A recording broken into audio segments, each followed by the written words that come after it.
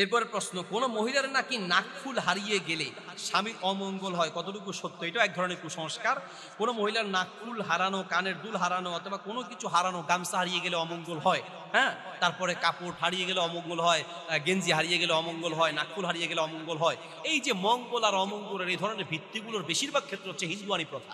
হিন্দুদের থেকে ধরনের কথাগুলো এসেছে এবং আমাদের অনেক মুসলিম এই কথাগুলো বলে যাচ্ছেন, এগুলোর কোনো বৈধতা নেই। এরপরে প্রশ্ন, উপরে উঠতে নাকি আল্লাহু আকবার এবং নিচে নামতে নাকি সুবহানাল্লাহ বলতে হয়, এই কথা কি সঠিক? এটা 100% সঠিক, একদম স্পষ্ট সুন্দর কথা।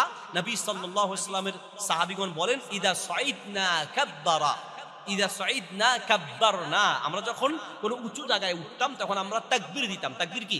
আল্লাহু আকবার।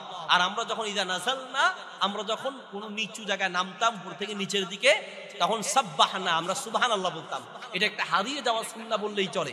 এই জন্য প্রত্যেকটা বিল্ডিং এর সিঁড়ির বরাবর লিখে দেওয়া উচিত, উপরে উঠতে বলুন আল্লাহু আকবার, নিচে নামতে বলুন সুবহানাল্লাহ। এই সুন্নাহটা জারি করা উচিত, চালু করা উচিত। আমরা অনেকে আমলটা জানি না। তাহলে উপরে ওঠার সময় কি বলতে হয়? আল্লাহু আকবার, নিচে নামার সময় সুবহানাল্লাহ। এটা যাদের বিল্ডিং আছে, বাড়ি আছে, বিভিন্ন অফিস আদালত আছে, হসপিটাল আছে, সেগুলোতে লিখে দেওয়ার চেষ্টা করবো ইনশাআল্লাহ।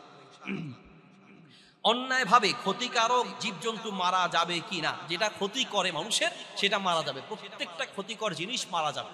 যেমন টিকটিকি মারার ব্যাপারে হাদিস আছে, কারণ টিকটিকি মানুষের জন্য ক্ষতিকর। গিরগিটি যেটাকে বলে আপনার হাদিসে আছে ওয়াজাক। নবী সাল্লাল্লাহু আলাইহি সাল্লাম বলেন, মান কতালা ওয়াজাকান ফি আউয়ালি মাররাতিন কুতিবাত লাহু মিয়াতু হাসানাতিন, বুখারীর হাদিস। কেউ যদি একবারই দিয়ে একটা গিরগিটি বা টিকটিকি মারতে পারে তাহলে তার আমলনামায় 100 নেকি লেখা হবে। যদি বাড়ি বেশি লাগে তাহলে নেকি কমবে। তাহলে কয় বাড়িতে মারতে হবে? একবারই। এবার তুমি কত বড় পালোয়ান আর তোমার কত, তুমি 6 প্যাক আর 8 প্যাক করছো, দেখা যাবে যে কয় বাড়িতে মারতে পারো। তাহলে এক বাড়িতে মারতে হলে শক্তি লাগবে কিনা? এই জন্য হাদিসে আছে, আল মুমিনুল কবিয়্যু খায়রুম মিনাল মুমিনিদ যায়ীফ, শক্তিশালী ইমানদার দুর্বল ইমানদার চেয়ে কি উত্তম। তো যাই হোক, এই ক্ষতিকর যেগুলো সেগুলো মারা যাবে, যেগুলো মানুষের ক্ষতি করে সেগুলো হত্যা মারা যাবে। এই ধরনের অনেক প্রমাণ রয়েছে।